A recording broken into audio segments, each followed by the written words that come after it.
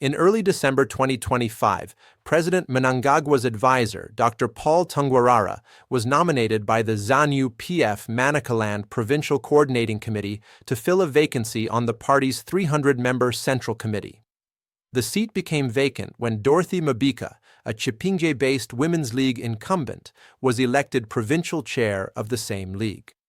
Despite party regulations reserving the vacancy for a representative from Dorothy's administrative district, Tungwarara, who hails from the broader Manicaland region but not Chipinge, and his supporters pushed his nomination at a Provincial Coordinating Committee (PCC) meeting in Mutare on December 7th. Party youths vocalized strong support during the closed-door session, chanting his name, while insiders revealed that cash distributions and car donations via Tungwarara's Presidential Constituency Development Empowerment Fund bolstered the nomination, measures critics viewed as vote-buying. Several provincial ZANU-PF leaders defended the move as empowering for Manicaland, particularly noting Tungwarara's backing in regional upliftment programs. However, the National Commissariat swiftly intervened. On December 11th, National Political Commissar Munyaradzi Machacha issued a letter nullifying Tungwarara's elevation. The letter cited explicit legal affairs directives from June 30, 2025, which mandate that any Central Committee nominee must originate from the same administrative district as the outgoing member. Since the vacant seat was from Chipinge district, Tungwarara was deemed ineligible. Machacha further warned that any candidate distributing money, goods, or services to influence votes would face automatic disqualification under party policy. This marked a significant rebuke to Manicaland PCC, emphasizing adherence to proportional representation guidelines and curbing alleged vote-buying practices. Leading voices across ZANU-PF rallied behind the national decision, notably Treasurer General and Secretary for Legal Affairs Patrick Chinamasa. Chinamasa explicitly endorsed Machacha's intervention, declaring it necessary and overdue, emphasizing the clarity of the irregularities to any observer. In a symbolic reference, he remarked, "Those who have eyes should see, and those who have ears should hear." Chinamasa's stance affirmed the party's internal rule-based framework, reinforcing its constitutional groundwork. By stepping forward, he strengthened the narrative that internal governance must remain transparent and untainted by manipulation, while stamping out the influence of external inducements in Central Committee appointments.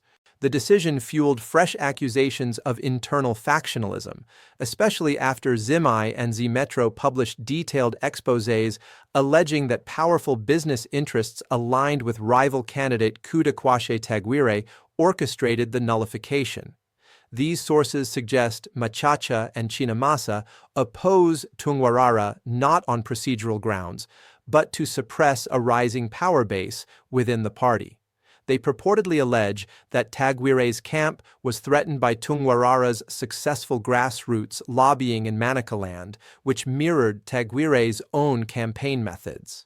Critics retorted that Machacha was hypocritical, having allegedly benefited earlier from similar vote-buying tactics, and that the nullification masked deeper factional warfare within ZANU-PF. In response, Manicaland provincial leaders publicly reaffirmed support for Tungwarara. Provincial Chair Tafadzwa Mugwadi confirmed that Chipinge District carried forward its initial recommendation, emphasizing that Tungwarara was their child and represented local aspirations. Central Committee members from across Manicaland, including those from Chipinge, echoed the sentiment, appealing for national leadership to endorse the co-option. These voices emphasized unity, provincial empowerment, and Tungwarara's birth ties to Chipinge. They described him as a catalyst for regional development, underscoring his donor-driven empowerment initiatives as vital for grassroots upliftment. Supporters appealed for the Politburo to override the nullification, framing it as a clash between democratic processes and bureaucratic technicalities. While Manicaland primarily defended Tungwarara, critics portrayed him as emblematic of a new class of ZANU-PF moneybags. One prominent voice was Buhera West MP Tafadzwa Mugwadi. A former ZANU-PF information director, Mugwadi accused Tungwarara of flaunting wealth and hiring political urchins to sway internal elections. On social media, Mugwadi condemned clandestine meetings and cash distributions as undermining party integrity, stressing that established cadres who fought for ZANU-PF's 2018 and 2023 electoral victories deserved recognition over newly arrived patrons. He challenged Tungwarara's legitimacy, asserting he was absent during crucial party campaigns, and decried attempts to reposition him as an equal to senior leaders. Mugwadi's comments drew wide attention, intensifying the internal showdown. Mugwadi's criticism sharpened intra-party divisions. He castigated Manicaland's youth for allegedly aligning behind externally funded interests, calling for ideological literacy and constitutional adherence. He personally defended study and policy credentials, contrasting them with what he termed Tungwarara's theatrical activism. By framing the conflict as a clash between patronage and long-standing dedication, Mugwadi appealed to ZANU-PF's founding principles. His rhetoric highlighted the tension between asset-backed influence and political authority rooted in service and loyalty. This narrative found traction with many incumbents who felt overlooked by recent donor-backed newcomers. Amid these competing narratives, the ZANU-PF national spokesperson, Christopher Mutsvangwa, stepped in. He clarified that while the party respects provincial deliberations, ultimate authority lies with the Politburo. Mutsvangwa stated that procedural discrepancies at the provincial level must be examined and resolved before any elevation could be ratified. He implied the nullification letter was procedurally valid, but signaled that a final decision would be made in the next Politburo meeting.